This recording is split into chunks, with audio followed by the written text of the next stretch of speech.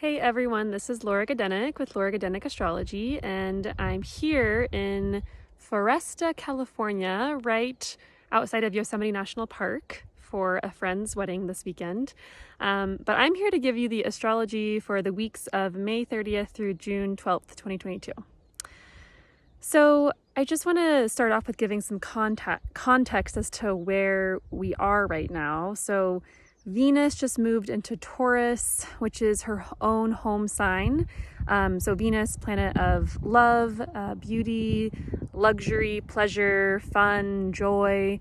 She's in her own home sign, which means that Venus signatures, the ones that I just mentioned, are likely to come much easier than when Venus was in Aries.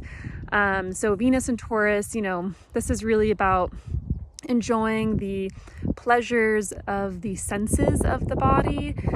So that's why Taurians and Taurus in general has kind of this reputation of liking the finest of things, like the finest of wines, good quality chocolate. There's this quality of like quality over quantity with Taurus. So with Venus here, we're able to maybe access some more of those really lovely Taurian qualities of enjoying nature and enjoying maybe scents or things that smell pleasant, or maybe getting a massage, enjoying really good food or wine or dessert or chocolate, whatever it is you want to enjoy. This is the time to kind of enjoy it to its fullest and to get the best of the best.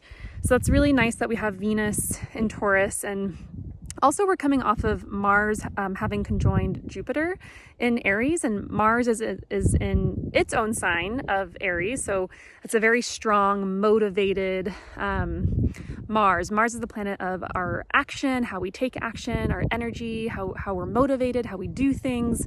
Mars in Aries is ready to get shit done, which might be like a welcome difference from Mars and Pisces. Mars and Pisces, you could have felt a little bit sleepier, groggier, confused, maybe less motivated. And that's also due to Mars having been so close to Neptune, planet of dreams and illusion. And it can be sometimes Mars, Neptune, there's that quality of like needing to fight for a cause or fight for something idealistic. But it can also be a bit draining, and so it's nice to have Mars in its own sign of Aries. And with Jupiter there, this is definitely a feeling of like ready to get going, ready to get started on something, like a lot of enthusiasm. However, we've also been in the midst of a Mercury retrograde. So it's almost like there's this readiness to get going, this enthusiasm, maybe the sense of urgency or even impatience. However, we don't have all the facts, or we don't have all the information, or we're still processing something, or we have to go back over something again, right? Mercury retrograde often indicates having to like retrace our footsteps and maybe gather more data or information, or have more conversations, etc. So we're not quite ready to move forward or take action or take initiative yet, although the enthusiasm is high and is there. And Mercury will be stationing direct on June 3rd, which is going to be the time to start moving forward with plans. So it's kind of some background info. But also on Monday, May 30th, we have a new moon in Gemini, 9 degrees of Gemini. This is the first lunation that's not an eclipse, which is nice. Eclipses are times of great change, like turn of events. They can be kind of hectic, can be like a lot of energy, can feel a little chaotic. And so it's nice to kind of get back into lunation cycles that aren't eclipses, although obviously eclipses are necessary and needed and just happen anyway. But yeah, so this new moon, 9 degrees of Gemini, it'll be more impactful if you have planets or points around 9 degrees of Gemini. And this is going to be kind of signifying a new beginning or a start in the Gemini part of your chart. And often we see the culmination of those new moon beginnings during the when we have the full moon in Gemini during Sagittarius season. So 6 months later is often when we see the results of the new moons. So that'll be nice. And then, yeah, Friday the 3rd, like I said, Mercury stations direct at 26 degrees of Taurus. So Mercury was first here on April 26th, 27th. So if you think back to that time frame, or maybe go look in a journal or your calendar or photos or social media, just kind of noticing what was going on for you around those dates, that might be something that's being revisited as Mercury stations direct, or perhaps there's some clarity, or you're ready to move forward with something that kind of an idea you had at that time, for example. And so Mercury, now that it's stationing direct, it's going to be traveling through, metaphorically, not like actually, but it'll be traveling through metaphorically the territory that it just retrograded through, right? It'll be the 3rd time that it's passing through that area. So it'll be passing through that territory that it's already traveled until June 19th. So basically, from the 3rd, June 3rd to the 19th, that's the time frame of kind of like doing something again, or getting clarity on something, or, you know, kind of fine-tuning something that you've been reflecting on and thinking about, and maybe a little confused about, since Mercury went retrograde on May 11th. So Mercury's moving forward again, and so are we. So that feels really good, to kind of get things moving in a forward direction again. Okay, so that's happening on the 3rd. Saturday the 4th, we have Saturn stationing retrograde at 25 degrees of Aquarius. It'll be retrograde until October 24th of 2022, where it'll retrograde back to 18 degrees of Aquarius. So if you have planets or points either at 25 or 18 Aquarius, or anywhere in between, that's going to be more significant for you. And that also goes for the other fixed signs. So if you have planets or points between 18 to 25 Aquarius, Leo, Taurus, or Scorpio, then this is going to be more impactful for you, and also whatever house is being highlighted for you.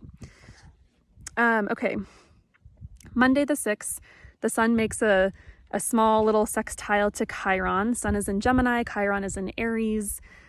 This is, you know, very subtle. You might not even notice it at all. Feels kind of like a moment for healing.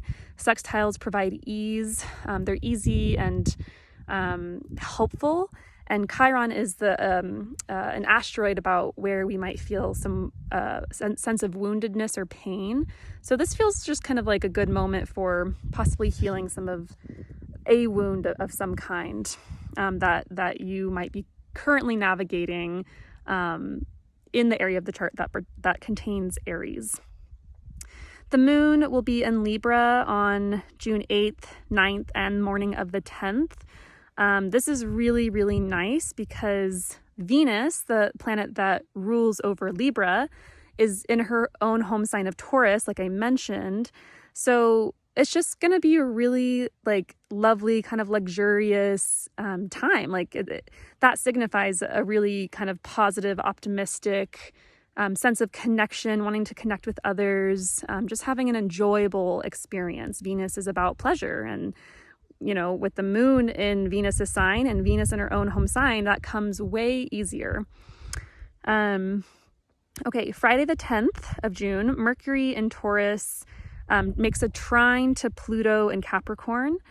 This isn't the first time this has happened. Mercury actually just made a trine to Pluto when it was retrograde this last Wednesday, I believe, Wednesday or Thursday. So you know, it might bring up a conversation that you just recently had. It might be revisiting it. This will be the 3rd and final time that Mercury is making this aspect to Pluto. So it does feel kind of like a wrapping up of something, or a culmination or completion of a conversation or a message, right? Mercury is the planet of communication, the mind, messages, etc. And Pluto wants to really dig beneath the surface and uncover something. Mercury is in Taurus, a sign that wants peace and harmony. Pluto, doesn't really care about peace and harmony. It kind of just like wants truth and honesty and wants to like figure out what's really going on. So, but it's a trine. Trines are of the nature of Jupiter. They're full of opportunity and abundance and indicate ease and smoothness. So it feels like a conversation, like a good, in-depth, honest conversation that goes well, but there's still kind of an element of intensity to it and emotional intensity. The moon will be in Scorpio by that point. So there is something under the current or under the surface that needs to be discussed. And then on Saturday the 11th, Venus conjoins Uranus. So Venus is the planet that rules Mercury currently in Taurus. So this kind of feels maybe like an unexpected conversation or an unexpected turn of events, like a 180 in some way, a twist in the message that you receive or in the communications that you participate in. Venus conjoined with Uranus and Taurus, this feels kind of like an unexpected twist in relationships, like or in beauty, in matters of beauty, pleasure, fun. This could be like kinky or unusual, outside of the box with regards to relationships, fashion, your sense of style, play, the way you have fun. And also don't forget your Venus ruled houses. So the houses that have Taurus and Libra on the cusp, those houses will be impacted as well. And those topics there might be an unexpected turn of events with regards to those house topics because Venus rules them.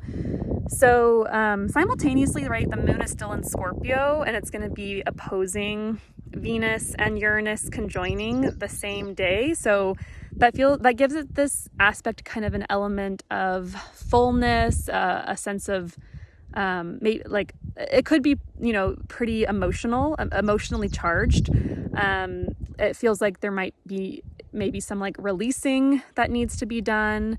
Some investigating, right? Scorpio is a sign very much similar to Pluto of wanting to investigate and research and get to the bottom of things and uncover. So it feels kind of like, this element of wanting to uncover or research or really dig into relationship dynamics and also how we can have more freedom in our relationships. Uranus is a planet about freedom, revelation, revolution, change, and Venus is once again a signature of relationships and how we all get along, how we keep the peace, how we compromise. It's that dance of like, how can we maintain relationship with one another and relate with one another while maintaining our sense of independence. So anyway, it feels honestly like a very dynamic, exciting time. Like Friday the 10th and Saturday the 11th feels just like maybe just a lot of excitement and fun and, could be a little, jarring, especially Uranus is definitely known to be jarring. So, just be mindful of that and, be as playful as possible. Don't take things necessarily too seriously if you can. It feels like there's something around relationships and like a conversation around relationships that is maybe unexpected or something, or unusual or a drastic change of some kind. So anyway, that is the astrology of the next couple weeks. I hope that it goes well for you. Please reach out if you would like to schedule a reading to see where the transits are hitting your personal planets and your personal birth chart. Otherwise, I will be back in a couple weeks for the next reading, and I hope you have a lovely couple of weeks. Bye.